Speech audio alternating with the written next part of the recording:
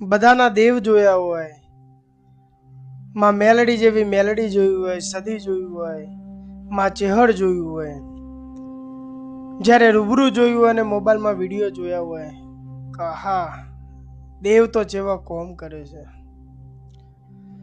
ત્યારે મનમાં ઓળતો જાગ્યો હોય કે આપણા મઢની માલિપા આપણા દેવ બેઠો છે, લાવો ને એને જગાડીએ. એ પછી માની પૂજા ચાલુ કરી હોય, માના મંત્રો લીધા હોય, મંત્રોના જાપ કર્યા હોય, માની ભક્તિમાં લાગ્યા હોય, અને પછી જ્યારે માતાજીની ભક્તિ કરીને જે જોવે એ ના મળ્યું હોય ત્યારે વિચાર કરતા હોય કે કરવું તો કરવું હું, અને માને જગાડું તો જગાડું છે જ ના. એવા સમયે ઘણા એવા વિચારો આવતા હોય કે મેલડી જેવી મેલડી જો કાળી નાગણી થઈને ત્યાં જાગી હોય અને મારા ઘેર પણ બેઠી હોય તો હોય દુબરી ચમ. જો આવા વિચારો કર્યા હોય અને માની પૂજા કરી હોય છતાં પણ રિઝલ્ટ ના મળ્યું હોય ત્યારે કરવું તો કરવું શું આવા મનોમન વિચાર કરી અને બેઠા હોય. ઘણું ઘણું વિચાર્યું હોય ત્યારે એક જ સવાલ મનમાં હોય કે દેવ જાગૃત કઈ રીતના થાય. અને આવા જ સવાલ સાથે આજે આપણે આ વિડીયોમાં વાત કરીએ તો આગળ તો જય માતાજી મિત્રો, મંત્રોની દુનિયા કલયુગમાં તમારું સ્વાગત છે. આજે મિત્રો આપણે વાત કરીએ કે દેવ ક્યારે જાગે.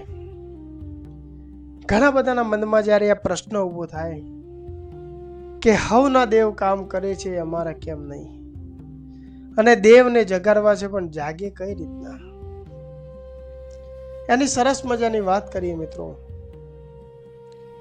તો દેવ બધા જાગતા જ હોય છે, ક્યારેય સૂતા નથી મિત્રો.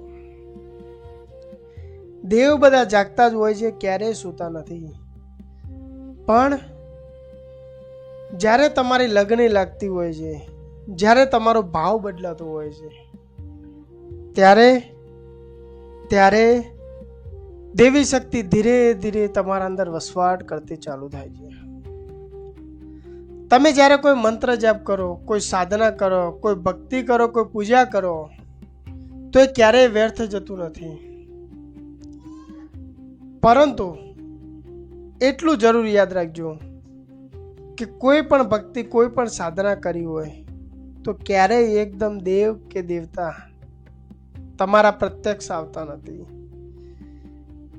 તમને એવું લાગતું હશે કે મેં કર્યું તો કર્યું શું અને સફળતા મળી કે નહીં, તો આના માટે સમય હોય છે મિત્રો. સમયની રાહ જોવી પડતી હોય છે, પણ સમયને ભૂલી જો તમે તમારા કાર્યો કરો છો, તમે માની ભક્તિ કરો છો, માની સેવા કરો છો, તો સમય જાય, સમય જતા એ દેવી શક્તિ, એ માં તમારા પર પ્રસન્ન થતી હોય છે અને જાગૃત થતી હોય છે. પણ યાદ રાખવું કે કોઈ પણ દેવી શક્તિ હોય તો ક્યારેય એકદમ જાગતી નથી. આજે તમે સાધના કરી હોય, ગોળ સાધના કરી હોય, તમે માની પૂજા કરી હોય તો એ તમારું તપ છે, એ તમારી તપસ્યા ગણવામાં આવતી હોય છે. અને જ્યારે ઘોર તપસ્યા તમારી પૂરી થતી હોય ત્યારે દેવી દેવતા ના તમને વિશેષ આશીર્વાદ મળતા હોય છે. તમારા મનમાં જે ધારેલું હોય છે પૂરું થતું હોય છે. અને એવા સમયે દેવી દેવતા એવી તમારી પરીક્ષા લેતા હોય છે કે જો પરીક્ષા તમે પાર કરો તો નાલ નાલ થઈ જાઓ છો. અને જો પરીક્ષામાં તમારો મન ડગ્યો, તમારો દિલ ડગ્યો તો આગળ ત્યારે તમને ક્યારેય દેવી શક્તિ તમે મેળવી નથી શકતા. જો તમારો વિશ્વાસ, તમારો ભાવ પૂર્ણ હોય છે તો તમારી સાધના સફળ થતી હોય છે, તમારું તપ સફળ થતું હોય છે. અને ત્યારે આજે તમે જ્યારે બીજાના દેવ જોતા હશો, દેવી દેવતા જોતા હશો, એ જગતમાં કામ કરતા હશે, એમનું નામ રાખતા હશે, ત્યારે તમારા મનમાં એવો ઉમંગ જાગ્યો છે કે લાવ ને મારી દેવીને યાદ કરું. આજે મારી દેવી મારા મઢમાં સૂતી છે તો લાવને એને જગાડું. પણ એવા સમયે જો તમે તપ કરો છો, એનો કોઈ મંત્ર હોય તો તમે મંત્ર જાપ કરો છો, એની સાધના કરો છો, એની તપસ્યા કરો છો, તો એ દેવી શક્તિ જાગૃત થતી હોય છે. પણ આના માટે તમારે સમય આપવો પડતો હોય છે. 1 વર્ષ, 2 વર્ષ, 3 વર્ષ, 4 વર્ષ, 5 વર્ષ, 5 વર્ષનો સમય આપવો પડતો હોય છે મિત્રો. ત્યારે તમારી તપસ્યા સફળ થતી હોય છે.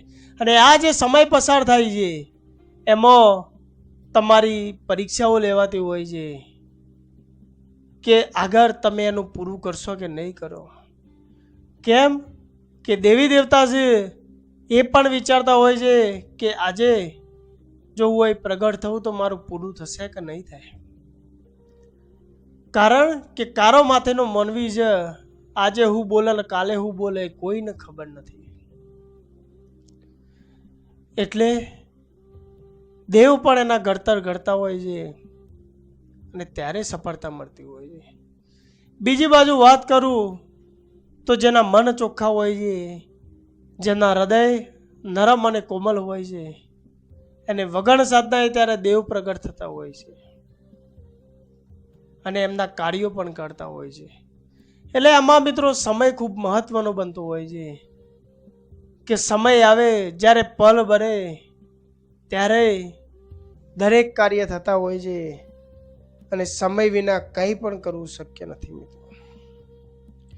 તો તમારી ભક્તિ અને તમારી સાધના એ કરતું રહેવું જોઈએ.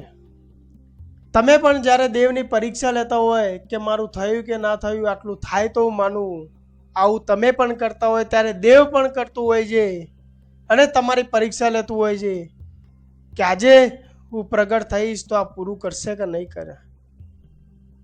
પણ જો તમારું હૃદય ચોખ્ખું હશે, તમારું હૃદય જ્યારે નરમ હશે અને ભાવ સારો હશે તો દેવ હંમેશા તમારા જોડે જાગૃત થતું હોય છે.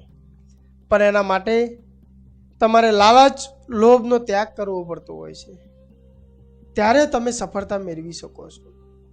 એના વિના ક્યારેય તમે સફળતા નહીં મેળવી શકો. એક જ ભાવ અને વિશ્વાસ જ્યારે તમારો એક દોર બંધાતો હોય દેવી દેવતા જોડે, ત્યારે તમે સફળતા મેળવી શકો છો.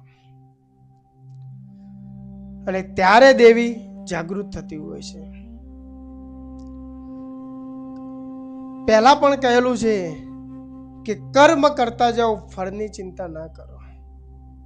અને આજે પણ એ જ વસ્તુ હું તમને કહીશ કે જો તમારું મન નિશ્ચિત હશે, તમારો ભાવ નિર્મળ અને કોમળ હશે, તો મનમાં શ્રદ્ધા રાખીને તમે પૂજા કરો, એનો મંત્ર જાપ કર્યો હોય યા એની ભક્તિ કરી હોય, તો એનું પરિણામ વિચાર્યા વગર તમે સતત એમાં જ લગ્યા રહો. નિર્મય ભાવથી તમે એની ભક્તિ કરો. જ્યારે સમય જાય, તમારો દોર બંધાય, ત્યારે દેવી શક્તિ જાગૃત થાય છે. અને એવા સમય પણ થતી હોય કે જ્યારે તમારું કોઈ ન હોય ત્યારે એને યાદ કરો તો એ હાજર થતી હોય છે. તો સમય કરે એવું કોઈ ના કરે મિત્રો, પરંતુ મનમાં વિશ્વાસ અને શ્રદ્ધા રાખીને દરેક કાર્ય કરવું જરૂરી છે. તો આજના વિડીયોમાં બસ આટલું જ મિત્રો. જો માહિતી તમને યોગ્ય લાગી હોય તો તમારા મિત્રો સાથે શેર કરજો. અને જો ચેનલને સબસ્ક્રાઇબ ના કરી હોય તો સબસ્ક્રાઇબ કરીને વિડીયોને લાઈક કરવાનું ના ભૂલતા મિત્રો.